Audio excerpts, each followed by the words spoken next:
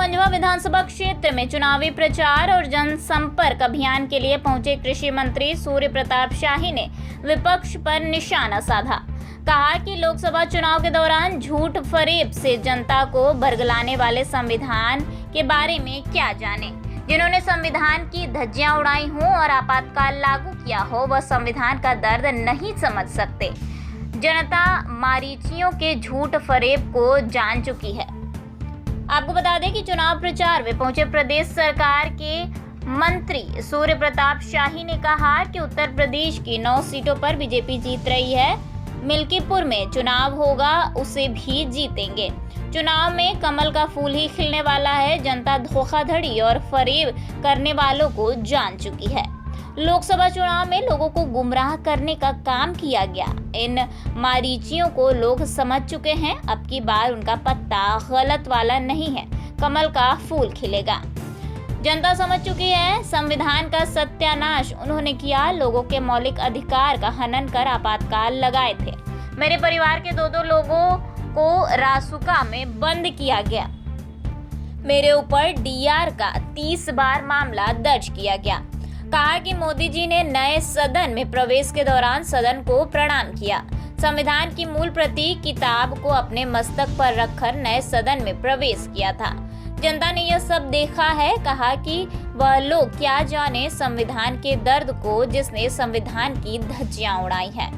कृषि मंत्री ने प्रदेश में पर्याप्त मात्रा में खाद और उर्वरक होने की जानकारी दी। कहा कि रबी फसल के लिए अभी से प्रदेश सरकार तैयारी में लगी है। प्रदेश में पर्याप्त मात्रा में खाद उर्वरक का भंडार है। विधान परिषद सदस्य विनीत सिंह ने लोगों को क्षेत्र की खुशहाली के लिए भाजपा प्रत्याशी के लिए अमूल्य वोट मांगा। इस मौके पर पार्टी के तमाम नेता एवं कार्यकर्ता मौजूद रहे। देखिए, आज मैं मझवा सीट पर यहाँ पर प्रचार और संपर्क के संदर्भ में आया हूँ।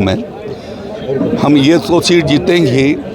उत्तर प्रदेश की सभी 9 की 9 सीटें जहाँ पर उपचुनाव होना है उसको भी जीतेंगे, और आगे जब मिल्कीपुर आएगी तो उसको भी हम जीतेंगे। कमल का फूल ही खिलने वाला है।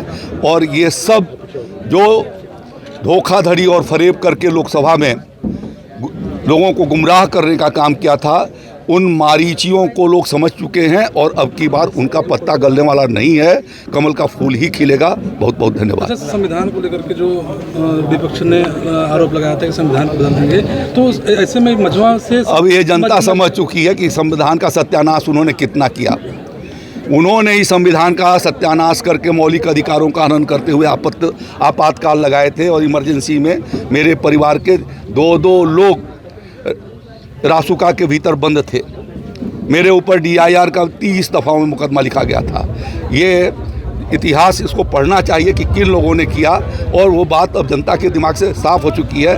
मोदी जी वो थे कि जिन्होंने जा करके संसद के आगे साष्टांग प्रणाम किया और संविधान को की किताब को, पुस्तक को, ओरिजिनल पुस्तक को मस्तक पर ले जा करके नए संसद के भीतर प्रवेश किया। वो लोग क्या जानते हैं संविधान के दर्द को, जिन्होंने संविधान की धज्जियां उड़ाई। अच्छा, यूपी में खाद की समस्या है, क्या कहेंगे?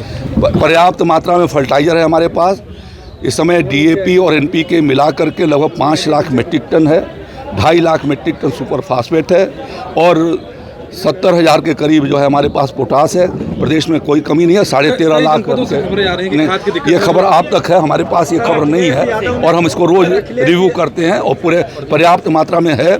और कल मैंने दिल्ली में जाकर के आदरणीय केंद्रीय मंत्री श्री जगत प्रकाश नड्डा जी से भी जाकर के मिला था मैं, कि रवि में जो हमारा आगे का अभियान चलेगा उसको सुगमता पूर्वक हो सके, उसके लिए मैंने अनुरोध किया है, और उसके लिए उन्होंने व्यवस्था करने का आश्वस्त किया है। धन्यवाद।